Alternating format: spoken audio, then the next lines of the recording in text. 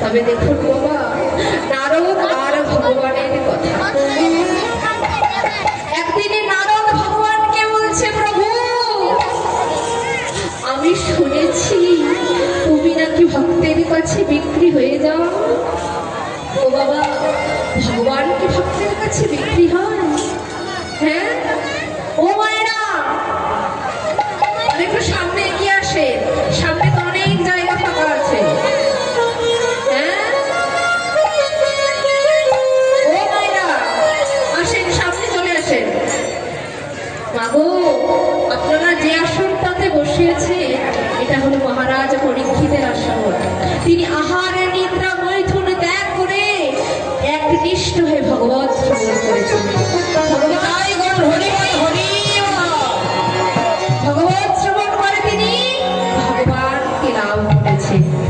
আর আপনারা সেই আসনে বসে ভালোভাবে কীর্তন শ্রবণ করছেন না। আমরা কীর্তন শ্রবণ করে আমাদের যে মনের ভিতর অন্ধকার আছে, এই অন্ধকার বস্তুকে দূর করে ফেলি। তাই নারদ ভগবানকে বলছে, প্রভু আমি তো শুনেছি তুমি নাকি ভক্তের কাছে বিক্রি হয়ে যাও। ভগবান নারদকে হেসে হেসে বলছে, নারদ নারদ তুমি ঠিকই শুনেছ, আমি ভক্তের কাছে বিক্রি হয়ে যাই। তবে নারদ বলছে, ভগবান প্রভু গো, তুমি কোন ভক্তের কাছে বিক্রি হয়ে যাও? যে তোমাকে অনেক টাকা পয়সা দিয়ে মন্দির গড়িয়ে দেয়, যে তোমাকে স্বর্ণের থালার মধ্যে খাবার খেতে দেয়, তুমি সেই ভক্তের কাছে বিক্রি হয়ে যাও? প্রভু বলো বলো, কৃপা করে বলো। প্রভু বলছে, নারদ যারা আমাকে টাকা পয়সা বা দামি গাড়ি আমাকে উপহার স্বরূপ দেয়, ও বাবারা, কেউ কেউ ভগবানকে কিন্তু অনেক কিছুই দান করে, তাই না? ভগবানের নামে অর্পণ করে। আমি তাদের কাছে বিক্রি হই না, আমি তাদেরকে শুধু কৃপা করি। প্রভু গো, তাহলে তুমি কোন ভক্তের কাছে বিক্রি হয়ে যাও? নারদ বলছে, প্রভু আমি শুনেছি যদি গাছে ফুল না থাকে, আর তুলসীর গাছে পাতা না থাকে, আর যদি তোমাকে কেউ ফুল তুলসী নিবেদন করতে না পারে, তাহলে কি তুমি তাদের কাছেও বিক্রি হয়ে যাও? প্রভু বলছে, নারদ তুমি কি বলছো? আমি যে তাদের ভিতরে একটা মন তুলসী প্রদান করে দিয়েছি, আমি তাদের ভিতরে যে একটা গঙ্গা যমুনা দিয়েছি, নারদ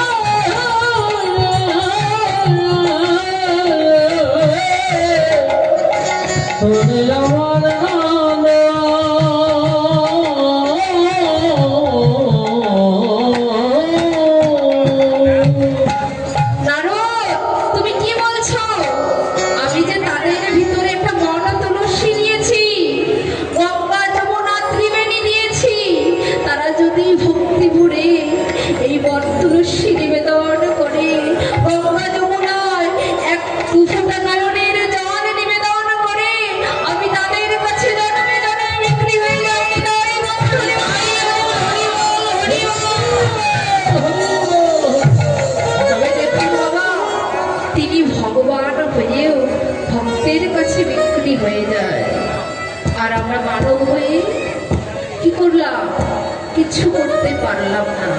এলাম, খেলাম, গেলাম, এই তিনটা ছাড়া আমাদের আর কোনো কাজ হলো না। আসলাম এই ভবমাঝারে এসে সংসার করলাম, সংসার করে সন্তানকে মানুষ করলাম। যখন মানুষ করা শেষ হয়ে গেল, পরবর্তীতে সন্তান আর খেতে দেয় না। সন্তান বলে, বাবা ও মা, তোমরা আমার জন্য কি করেছো? তোমরা আমার জন্য কি করেছো? আরে যার জন্য করলাম চুরি, সেই বলে চোর। যার জন্য এতদিন ভগবান ভগবান বলে না কেঁদে সন্তান সন্তান বলে কেঁদেছি, কেঁদেছি প্রভু, আমার সন্তানকে ভালো রেখো, আমার স্বামীকে সুস্থ করো, আমার স্ত্রী যেন ভালো থাকে, এই বলে কেঁদেছি। কিন্তু দেখো শেষে এসে তারাই আমাদের বলছে তুমি আমার জন্য কি করেছো, তুমি আমার জন্য কিছু করো না, আমি তোমাকে খেতে দিতে পারবো না, তুমি চলে যাও, তুমি চলে যাও। সেই ভক্ত তুলসীর তলায় বসে বসে কাঁদে আর প্রভুকে বলে প্রভু গো, ও প্রভু গো, বলি তুমি বিনে প্রভু আমার কে বায়াসে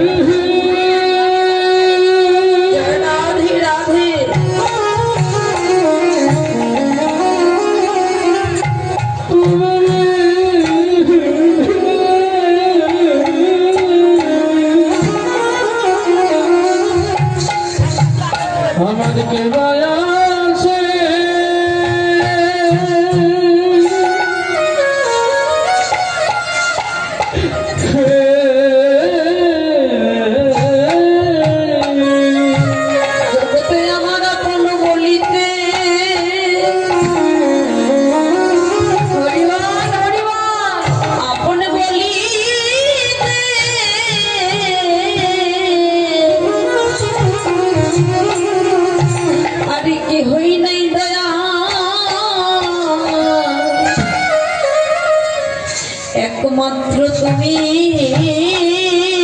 বিনে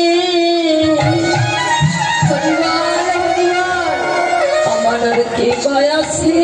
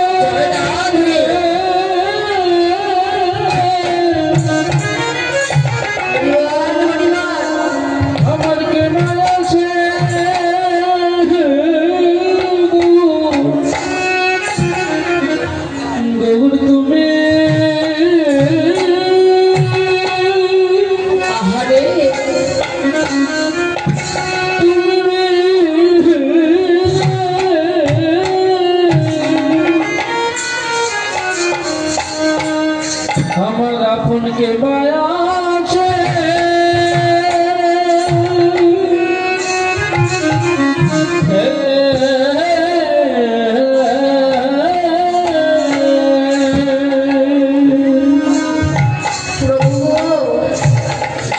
তুমি ছাড়া এই জগৎ মাঝারে আমার আপন বলিতে আর কেহ না, যাদেরকে আমার করে ভালোবাসলাম তারা তো দুঃখ দিয়ে বেদনা দিয়েই চলে গেল।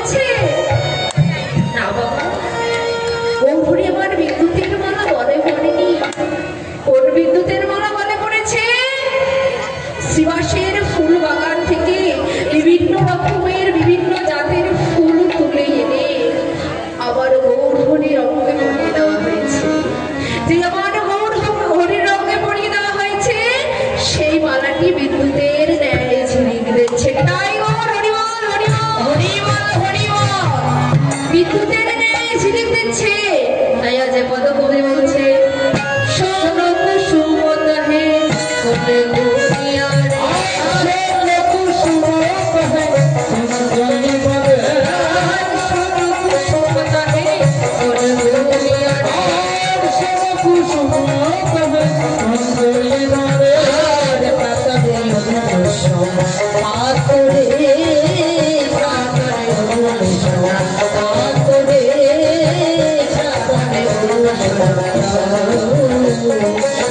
खुले तो मिले ना और खुले तो मिले ना আর সোনার গৌরমুল খুলে তো মিলে না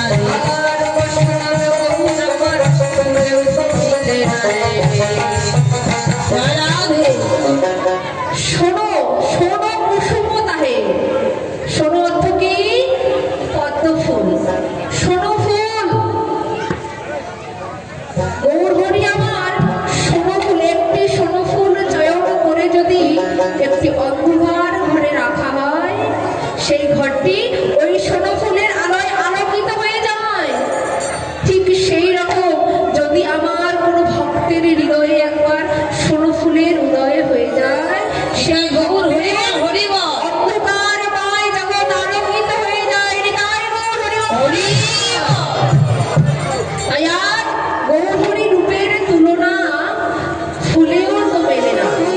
হ্যাঁ, গৌর হরির রূপখানি যে এতই সুন্দর, সেই রূপের সঙ্গে কি ফুলের সঙ্গে তুলনা করা হয় বাবা? হ্যাঁ, সেই রূপের সঙ্গে কোনো কিছুর তুলনা হয় না। তাই কি বলছে, ওরে গোরা রূপের যায়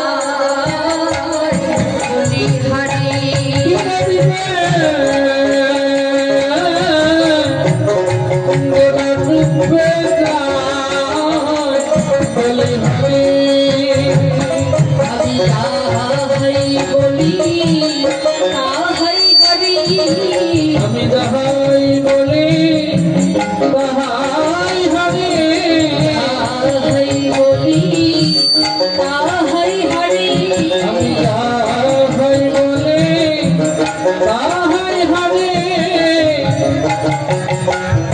আমার গোড়া রূপে তুলনায় যাহাই বলি তাহাই হরি, গোড়া রূপে নয়ন দিয়ে যাহাই বলি আমি তাহাই হরি, গোড়া রূপে নয়ন দিয়ে যাহাই বলি তাহাই হরি, গোড়া রূপে নয়ন দিয়ে যাহাই বলি তাহাই হরি, তাহাই বলি তাহাই হরি। এই গোরা রূপে নয়ন দিয়ে যাহাই বলি তাহাই হরি, গোরা রূপে নয়ন দিয়ে যাহাই বলি তাহাই হরি।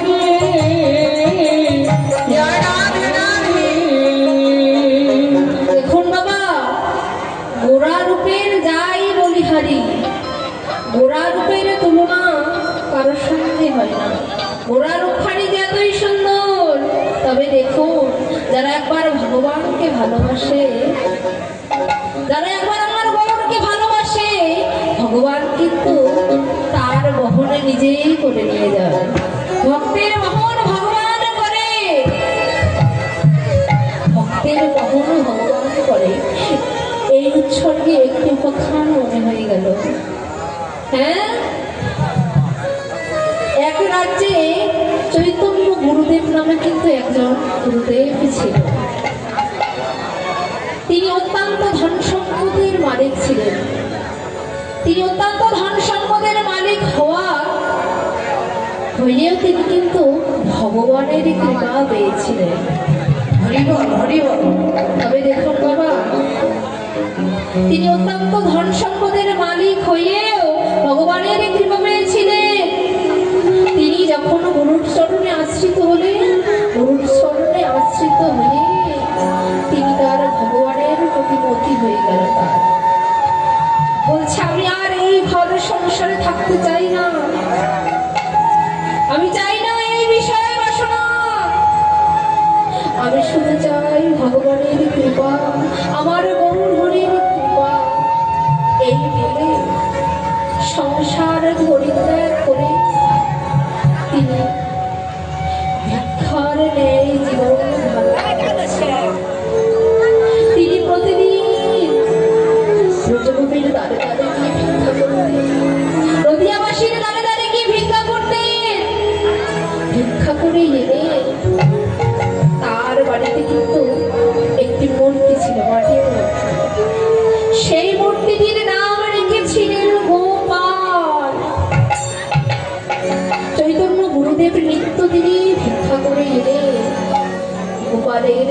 সেবা দিতে, গোপালের সেবা দিয়ে তিনি সেবা করতেন। তবে দেখুন তার সঞ্চয় বলিতে কিছু রাখেননি। তিনি হয়েছিলেন ব্রহ্মচারী। তিনি ব্রহ্মচারী হয়ে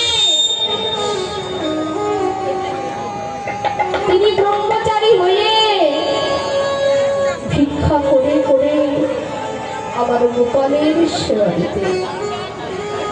ঠিক একদিন গুরুদেব মনে মনে ভাবছে, আহারে আমি তো ব্রহ্মচারী মানুষ, আমার তো আত্মীয় স্বজন বলিতে কেউ নাই, এই পৃথিবীতে আমার তো আত্মীয় স্বজন বলতে কেউ নাই, শুধু আছে শিষ্য।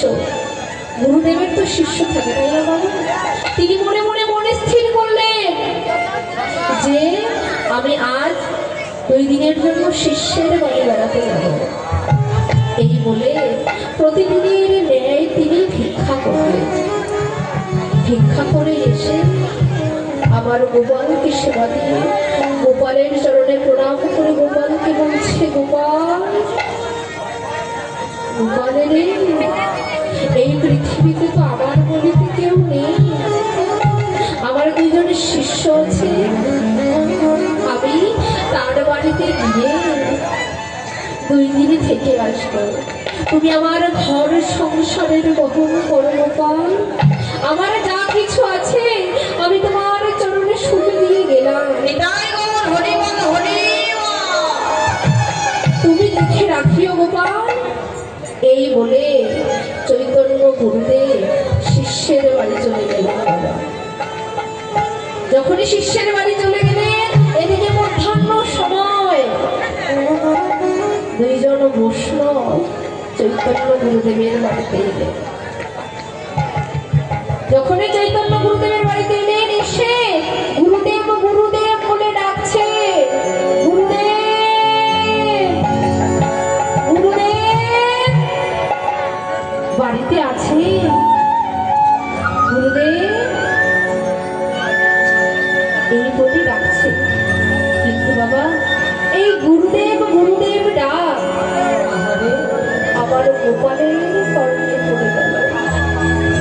যখনই আমার গোপালের কর্ণে পড়ে গেল, গোপাল মাটির মূর্তি থেকে একটি সুন্দর গোপাল এসে বৈষ্ণবদের বলছে, কে গো তোমরা? বৈষ্ণব ঠাকুর, কে তোমরা? তোমরা আমার বাবাকে ডাকছো? বৈষ্ণব ঠাকুর মনে করছে, আহা কি আশ্চর্য, আমাদের চৈতন্য গুরুদেব তো ব্রহ্মচারী, তিনি তো কখনো বিবাহ করেন, সন্তান কোথা থেকে এলো? মনে মনে ভাবছে আর বলছে, গুরুদেব মানুষ তো, আমাদের নাও বলতে পারে।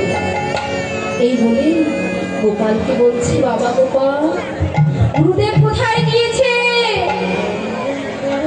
তখন গোপাল বলছে, বৈষ্ণব ঠাকুর, বাবা 2 জনের শিষ্যের বাড়িতে গিয়েছে, আমার বাবা বাসায় নেই, 2 জনের শিষ্যের বাড়িতে গিয়েছে 2 দিনের জন্য। তখন বৈষ্ণব ঠাকুর গোপালকে বলছে, গোপাল, আহারে এত সুন্দর ছেলে আমি কখনোই দেখি। এই বলে গোপালকে বলছে, গোপাল রে, আমরা তো মধ্যাহ্ন সময় এসেছি, আমাদের কিন্তু ভীষণ খিদা লেগেছে, তুমি কি আমাদের কিছু সেবা করাবে? যখনই গোপালকে বলল, গোপাল, গোপাল বলছে কি, আমার বাবা তো নিত্যদিনে ভিক্ষা করে এনে আমার সেবা দিতে, আজ আমি বৈষ্ণবের সেবা করাবো। এই বলে বৈষ্ণবগণকে বসতে দিয়ে ঘরে চলে গেলেন। যখনই ঘরে চলে গেলেন, ঘরে গিয়ে খোঁজাখুঁজি করছে, যদি 1 মুষ্ঠ অন্ন থাকতো তাও ফুটিয়ে আমি বৈষ্ণবের সেবা করাতে পারতাম। কিন্তু বাবা, আমার চৈতন্য গুরুদেব তো ব্রহ্মচারী ছিলেন, তিনি সঞ্চয় বলিতে কিছু রাখেন নাই, তিনি সঞ্চয় বলিতে আমার বলিতে কিছু রাখেন না, সব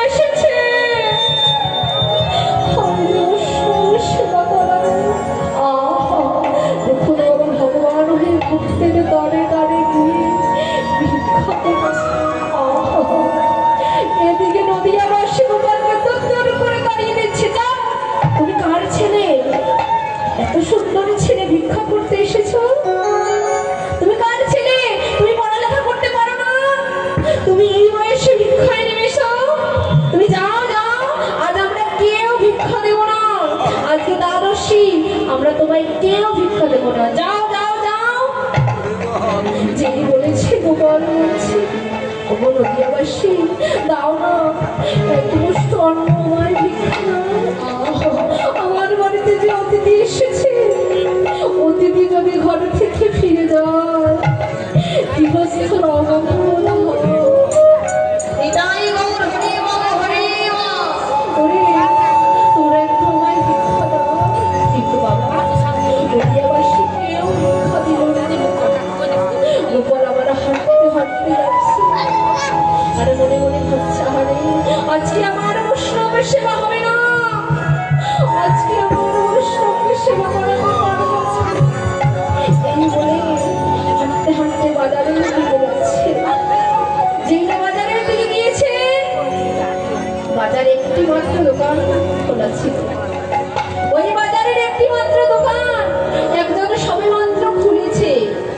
তাকে গিয়ে বলছে, দোকানদার বাবু, ওগো দোকানদার বাবু, আমাকে কিছু দাও না, আমার ঘরে যে বৈষ্ণব এসেছে, দাও না কিছু, বিনিময়ে কিছু দিতে পারবো। দোকানদার বলছে, এই ছেলে তুমি কি বলছো? আমি সবে মাত্র দোকানে খুললাম, এই সময় তুমি বাকি চাইতে এসেছো, আমি কিছু দিতে পারবো না, তুমি চলে যাও। গোপাল মনে মনে ভাবছে, নয়নের জল বেশি বেশি দোকানদারকে বলছে, আমার কাছে যে কিছুই নেই,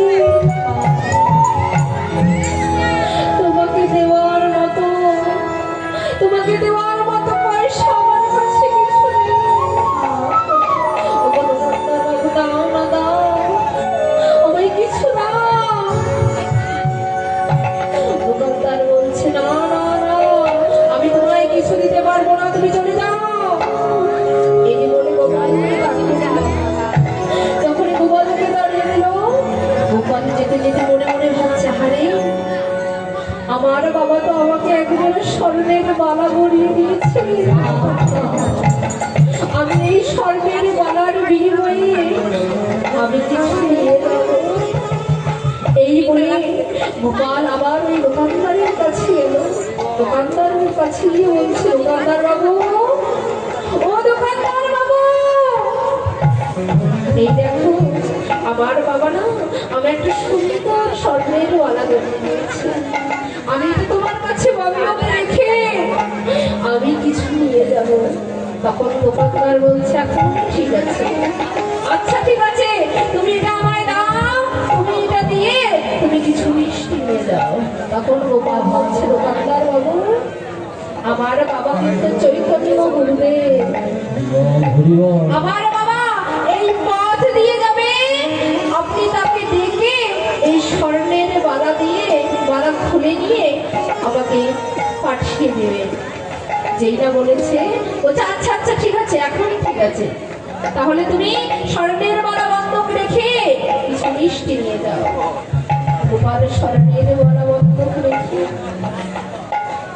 বৈষ্ণব ঠাকুরদের জন্য কিছু মিষ্টি নিয়ে গেলে, মিষ্টি নিয়ে গিয়ে বৈষ্ণব ঠাকুরদের সুন্দর করে বসিয়ে সেবা দেবেন। ভগবান ভক্তের সেবা দেবেন। যখন এই সেবা দেবে, বৈষ্ণব ঠাকুর বলছে, আহা, আমরা তো এত সুন্দর মিষ্টি কখনো কোনোদিন খাইনি, এ তো অমৃত, আমরা তো এই মিষ্টি কোনোদিনও খাইনি, এরকমের সেবা তো আমরা কোনোদিনও পাইনি।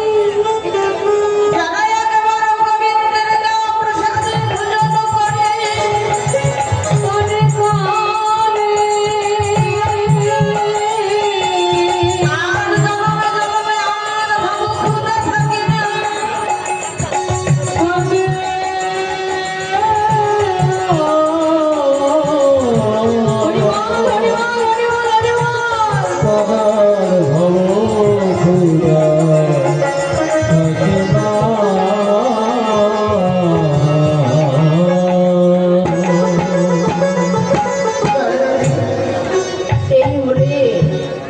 বৈষ্ণব ঠাকুরের সেবা করে চলে গিয়েছে। এদিকে আমার শিষ্যের বাড়ি থেকে আসার পথে দোকানদার বলছে, গুরুদেব গুরুদেব। চৈতন্য গুরুদেব মনে মনে ভাবছে, আমার সাথে তো কেউ কোনোদিন কথা বলে না, আজ হঠাৎ করে আমার সঙ্গে কথা বলছে। কি হয়েছে দোকানদার বাবু, কি হয়েছে? তখন গুরুদেব কি বলছে, গুরুদেব তোমার ছেলে এই স্বর্ণের বালা বন্ধকে রেখে আমার কাছে কিছু মিষ্টি দিয়ে গেছে, তুমি এই স্বর্ণের বালা খুলে তোমার ছেলেকে গড়িয়ে দিও। যখনই বলেছে তখনই আমার গুরুদেবের মনে পড়ে গেল, আরে এ তো আমার গোপালের বালা। চৈতন্য গুরুদেব মনে মনে ভাবছে, গোপাল গোপাল তুই এই জগৎবাসীকে প্রমাণ করে দিলি যে তুই আমার সন্তান।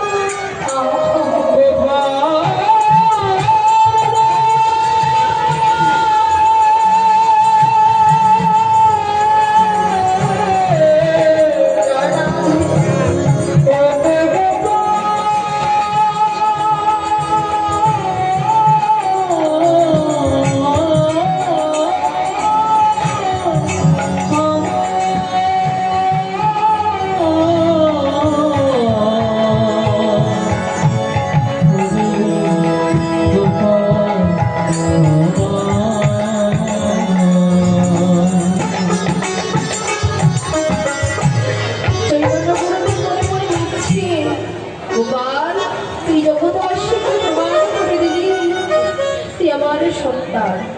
এই বলে স্বর্ণের বালাটি নিয়ে বাড়িতে চলে গেলেন।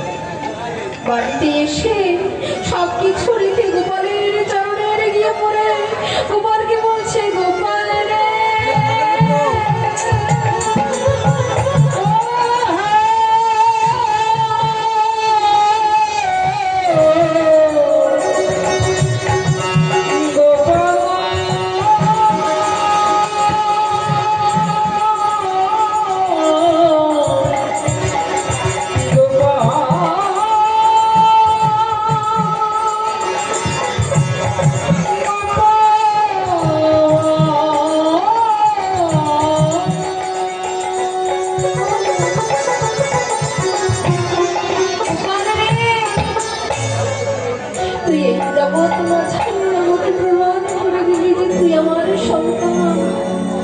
গোপালের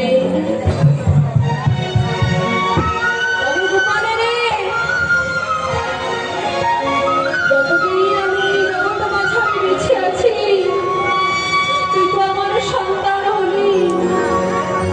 তবে গোপালের সেদিনই কৃপা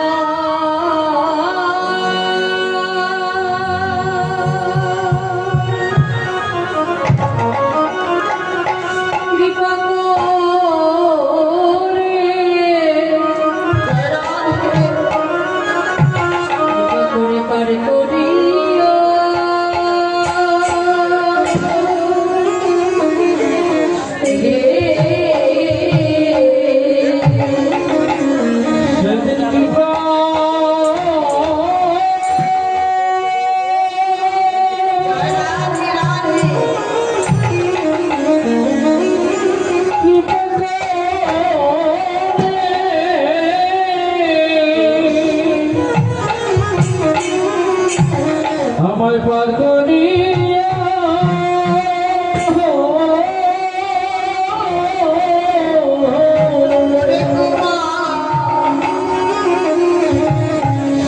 তুমি শেষে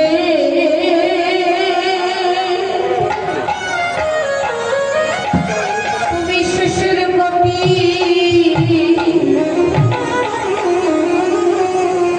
শেষের কবি তুমি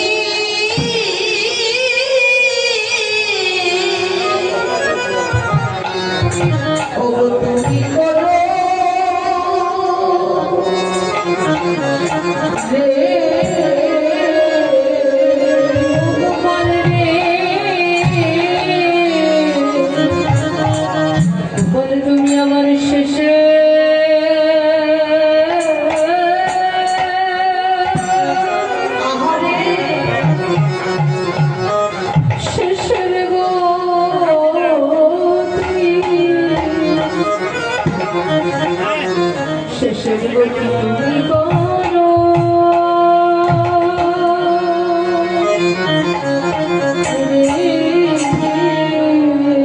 আমার বলিতে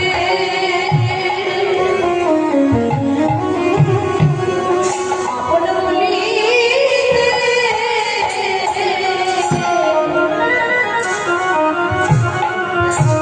এবার আছে তুমি আমার শেষে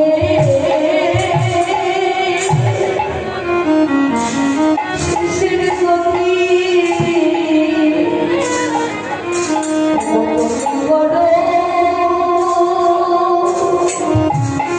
রে